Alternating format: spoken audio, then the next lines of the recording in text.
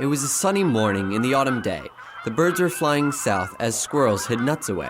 And through the frosty thicket, aglow with sunny glare, plodded the shaggy figure of a very sleepy bear. Winter's almost here. I can feel it in my fur. The water's getting icy and the air is getting brr. And so she started doing what all bears like her do. She went out looking for some food. Need to gain a pound or two. For you see, a bear like her likes to hibernate. They sleep for months and do not eat, and so must gain some weight.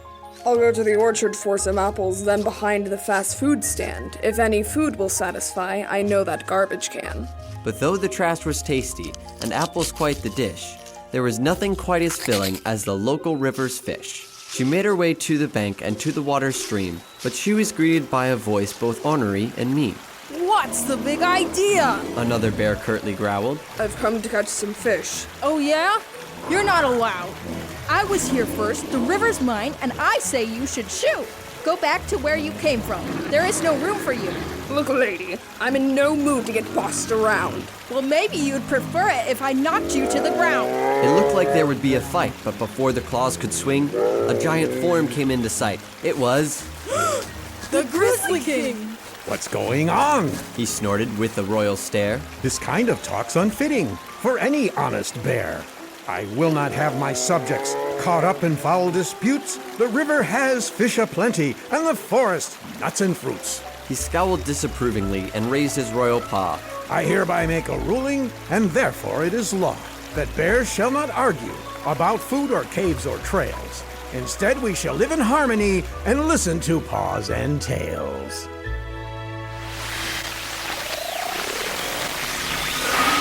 And this is Mr. Jacob's garage. I know, Artie. I've been here before. You have? I don't remember that. Remember? Christmas caroling? My cousin Joy brought me along. No. Are you sure? I thought... Psst! Artie, over here! Oh, hey Bailey. Have you met... Yeah, I know who she is. Hi, Noel. Wait, you know her name? Of course I do, from Christmas caroling, right? Yeah. Why are we whispering? Mr. Jacobs and Miss Fiona are having an argument on the phone. Wait, an argument? You mean a fight? That can't be right. Listen for yourself. No, that's not what I meant. No, I was suggesting... Fiona, calm down. Of course you are. I wasn't...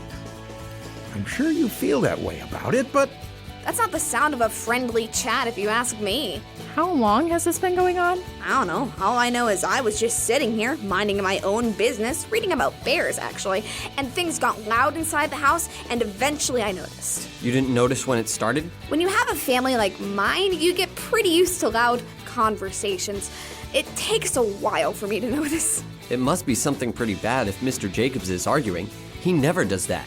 Do you think they're breaking up or something? Breaking up? They're not really in a... Are they? I thought they were just friends. Okay. It just reminded me of when my sister breaks up with her boyfriends. It sounds a lot like this. Anyway, yeah, it's weird. That's why I've been listening to the radio. That sounds like fun. I was just about to start it up again. You want to hit the play button, Artie? Mr. Jacobs? And Miss Fiona? He's busy. I'll get it.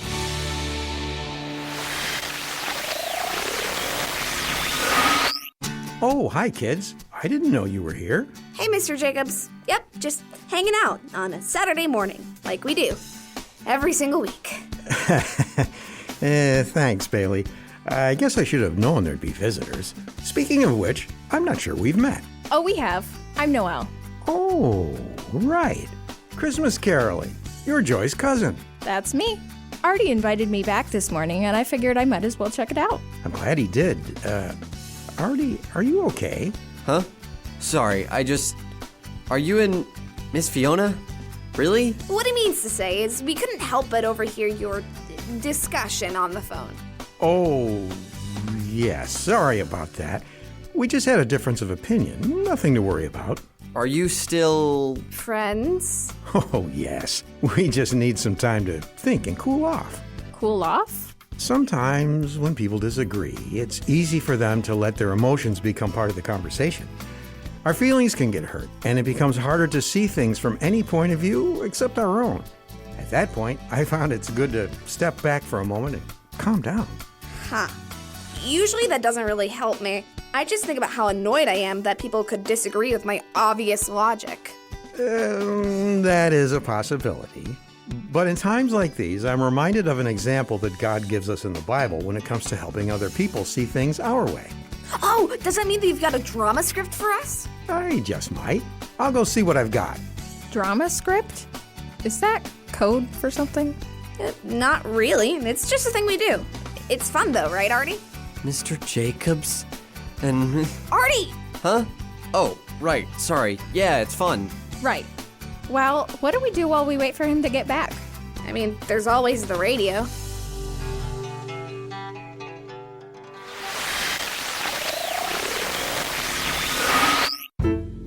And now, from the garage of Lionel Jacobs comes the fantastic drama, The Two Pigs, an adapted biblical parable about humility. Once upon a time, there was a farm. And a mighty fine farm it is, too.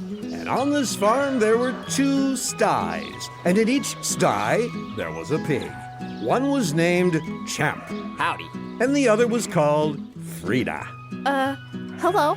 Now, Champ was a very large boar, Ain't that the truth? Hey. and was able to see the rest of the farm quite well.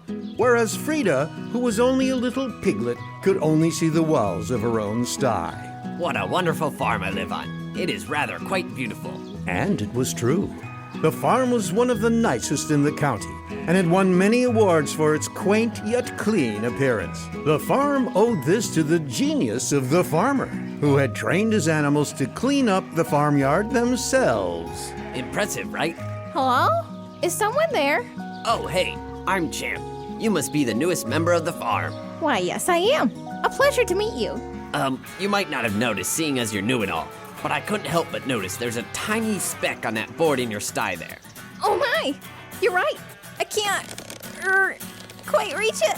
Well, this is a fine howdy-do. Try standing on your back legs. Frida tried many of Champ's suggestions, but she just wasn't big enough to reach. This was both discouraging and frustrating for Champ, and he was sure to share his opinion. This won't do. Not at all. We've got to get this cleaned up before the judges for the Cleanest Farm Award show up. The months went by, and Champ continued to badger Frida about the spot that she had to clean. Then one day, I can reach! Champ! I can clean the spot! and not a moment too soon, for as soon as she wiped off the spot, who should look over the sty wall but the judges for the Cleanest Farm Award? That was a close one. Yes, this little piglet sty is fantastically clean. No doubt about it. Thank you. I've been working on it for months. And polite as well. Well done, Piglet. Let's take a look at Champ's... What a pigsty! I don't understand. What? But as he looked around his own sty, it became clear. Oh, no. It was filthy. Champ had been so busy trying to figure out how to clean Frida's sty that he had forgotten to clean his, and it showed. I think it goes without saying that this mess doesn't deserve the award this year. No, wait. I can clean it up. Come back. Champ learned a valuable lesson that day. Before you try to take care of the speck in your neighbor's sty, make sure you take care of the boards in your own sty first. The moral is, before you point out or try to solve the problems with other people's lives, you need to take care of the issues in your own life first. We should be concerned if we see things that are wrong in others, but that doesn't mean we should look down on them, because if we are really honest, we have sins in our own lives that we need to take care of too.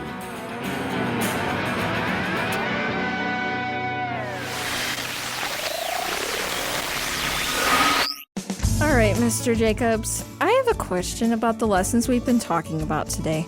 Yeah, she's gonna fit in just fine around here. Excuse me? It's a compliment. Don't worry. What's up, Noel? Earlier, we were talking about taking the time to calm down when you are arguing with someone. But in the story about the two pigs, the moral was talking about not judging people because we aren't perfect, and I'm having a hard time figuring out what they have to do with each other. Ah, I see. Well, to answer that, I think a good place to go is Romans 14. In that chapter, the great missionary Paul was talking to people in a church who were in the middle of a bunch of arguments. Arguments? Like what? Oh, the usual little stuff, Bailey. Some people thought some days were special and others didn't. Some people thought it was wrong to eat certain things and others didn't. Huh. So, who was right? That's the thing. God had never said one way or the other. But the people in this church were treating each other badly because of this disagreement. And so they all were doing the wrong thing. But if you feel something is wrong and someone is doing it, shouldn't they stop? Perhaps, Bailey. But I think a good thing to remember is that God is the one who says if something is wrong. And if he doesn't say something about it in the Bible, then we can't expect everyone to have the same feeling about it. What the Bible does say in places like Philippians 2 is we need to show love and humility toward each other, making sure that we don't treat others badly, and being aware that even though you may disagree with someone, this doesn't mean you should argue or make things hard for them. It sounds like the Bible has a lot to say about this stuff. I think you're right. And one reason I think Paul writes so much about it is because he once lost his best friend in an argument. It must have been a huge argument. It was. Paul and his best friend Barnabas were one of the greatest teams in the Bible. They spread the good news about Jesus everywhere, and together they did great things for God. But all of that changed in Acts 15. They got into a huge argument, and it was so bad that they split up, and as far as we can tell, they never saw each other again. How sad. That's why I think Paul takes this subject very seriously, warning people over and over to be patient, loving, and humble when it comes to disagreeing with our friends, especially with other people who love Jesus. Yeah, that makes a lot of sense. So is that what you're going to do with Miss Fiona? Yes, Artie. I think that is the right thing to do. I shouldn't have gotten so upset. And even though I still think I'm right, our friendship is more important than what we were arguing about. Good point. What was the argument about anyway? That is none of your business, Bailey. Ah, come on. I'd tell you if I had an argument. That's your choice, and I'm making mine. Grown-ups are so annoying sometimes. Come on, Bailey, let's go. Thanks for letting us hang out, Mr. Jacobs. Glad to have you, Noel. Come back soon. Later, Mr. Jacobs. Bye, Artie. Oh, would you mind getting the radio on your way out? No problem.